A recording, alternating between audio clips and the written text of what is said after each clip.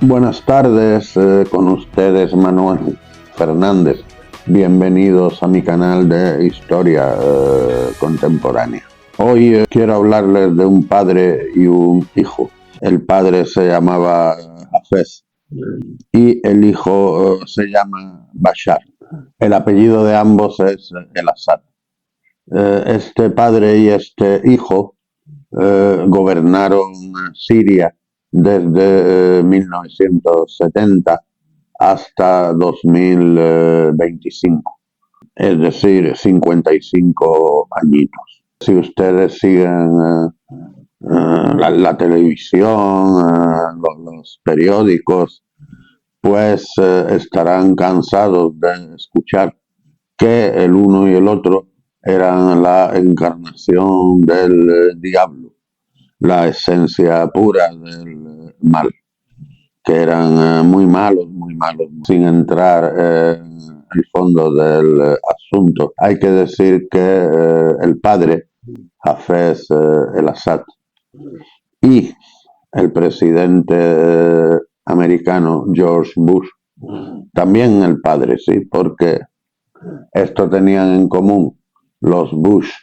y los Assad, que tanto el padre como el hijo fueron presidentes.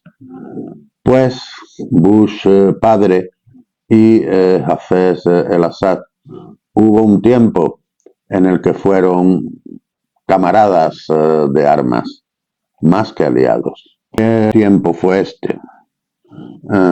Concretamente a partir del año 1990. Vamos a echar un vistazo cuál era la situación en este año. Tanto Siria como Irak estaban gobernadas por el partido Baaz. El partido Baaz, fundado por un sirio, era sin embargo panárabe. Su objetivo era la creación de un Estado árabe y socialista. El partido Baaz había llegado al poder tanto en Siria como en Irak, mediante sendos golpes de Estado. Lo normal habría sido, según la ideología del partido, que Siria e Irak se unieran. Y hubo muchas conversaciones en este sentido, que finalmente fracasaron porque ni el presidente de Siria, Hafez el Assad, ni el de Irak, no el presidente, perdón, en estos momentos era el vicepresidente, pero era el hombre fuerte de Irak el que mandaba, era Saddam Hussein. Ni Saddam Hussein se fiaban el uno del otro. Y en 1979, cuando Saddam Hussein accedió a la presidencia, denunció un supuesto complot de los sirios para asesinarlos. Y las relaciones se enturbiaron muchísimo entre Irak y Siria. Más que eso, rompieron relaciones diplomáticas, cerraron las fronteras a cal y canto, interrumpiendo el paso de mercancías, de pasajeros. Se aislaron el uno del otro. Y en años posteriores las cosas fueron a peor, cuando Irak empezó una guerra contra Irán y Siria se acercó a Irán. Entonces Siria e Irak en estos años, mejor dicho, sus respectivos gobiernos se llevaban a matar. Y por otro lado, en el otro extremo de Siria había una sangrienta guerra civil que duraba ya 15 años, la guerra civil libanesa. Esta guerra es un fenómeno muy complejo en sus causas y en su desarrollo, y no voy a explicarla aquí en demasiado detalle. Baste decir que en 1990 había habido una conferencia en Taif, en Arabia Saudí, para intentar llegar a un tratado de paz que pusiese fin al conflicto. En este conflicto habían intervenido muchas potencias extranjeras y entre ellas, por supuesto, Siria y también Israel. Una vez que se firmaron los acuerdos de Taif, que disponían que todas las milicias que había en Líbano, que eran muchísimas, se desarmasen y se pusiesen a las órdenes del gobierno. Todas las milicias menos Hezbollah, que no se le consideraba milicia, sino movimiento de resistencia, porque operaba en el sur del Líbano, en la parte ocupada por Israel. Hubo un obstáculo. Un general cristiano maronita llamado Michel Aoun había sido nombrado primer ministro por el presidente Amin Gemayel. Esto suponía una ruptura de un acuerdo no escrito que había en Líbano desde el año 1943, según el cual el presidente debía ser un cristiano y el primer ministro un musulmán. Entonces, Amin Gemayel era el presidente saliente. El nuevo presidente destituyó a Michel Aoun, que hizo caso omiso. Se instaló en el palacio presidencial en plan ocupa y dijo que él no aceptaba los acuerdos de Taif y que no aceptaba su destitución. Aún buscó apoyos en el extranjero y donde los encontró, pues en Irak, porque Gemayel era enemigo de los sirios y esto era suficiente para que Irak le brindase su apoyo. Y entonces la situación dio un vuelco de 180 grados. No voy a decir de 360 como diría la ex ministra de Exteriores alemana Annalena Baerbock. Dio un vuelco de 180 grados cuando Saddam Hussein, presidente de Irak, invadió Kuwait en el verano de 1990. ¿Qué ocurrió?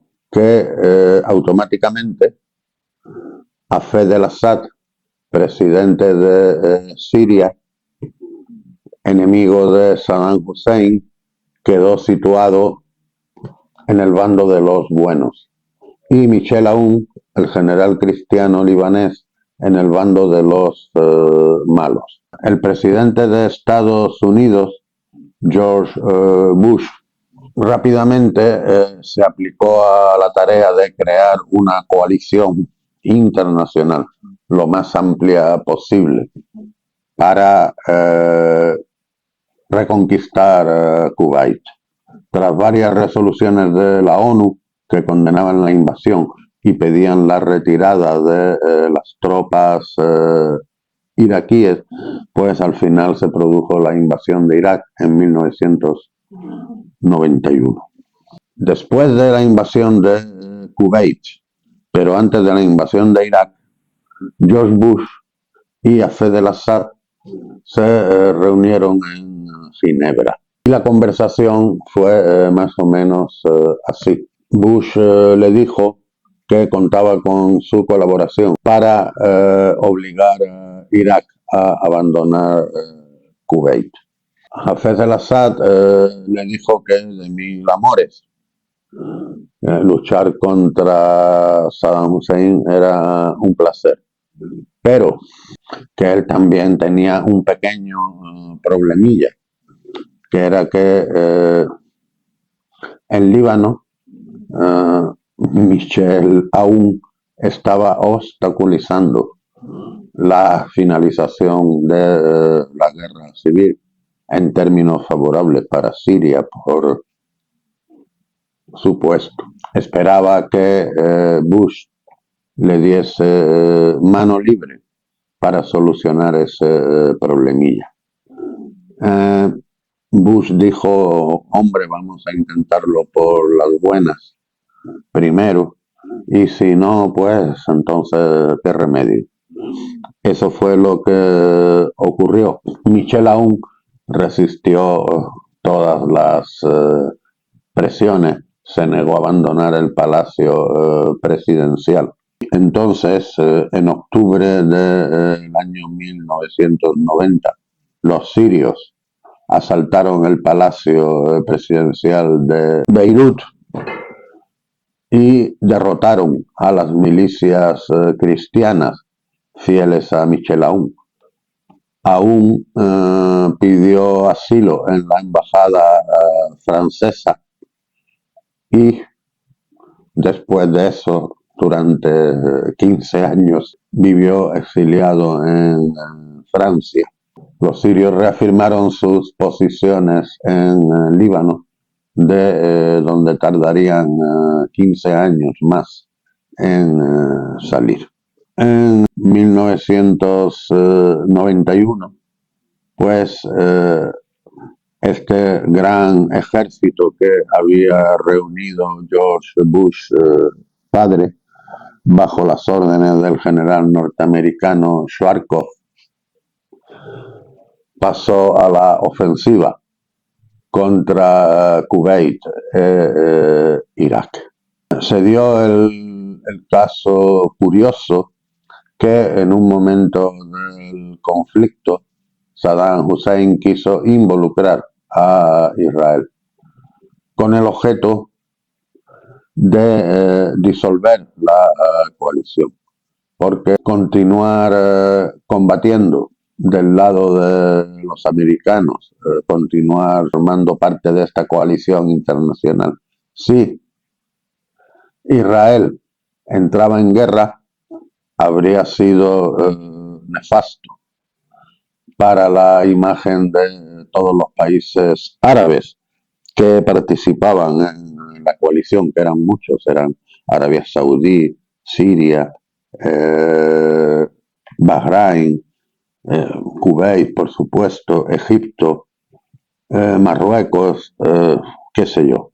Entonces, Saddam Hussein disparó numerosos misiles Scud contra Israel y hizo pocos daños materiales, pero consiguió un gran impacto propagandístico.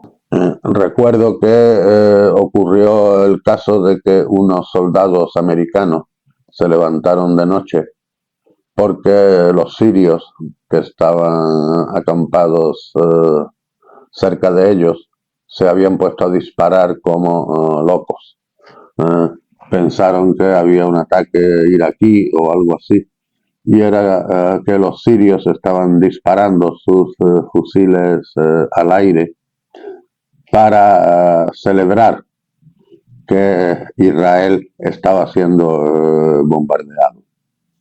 Y los americanos preguntaron, pero los bombardean nuestros enemigos. Y dice, sí, sí, Saddam es nuestro enemigo, pero eso de atacar a Israel es lo mejor que ha hecho en su vida.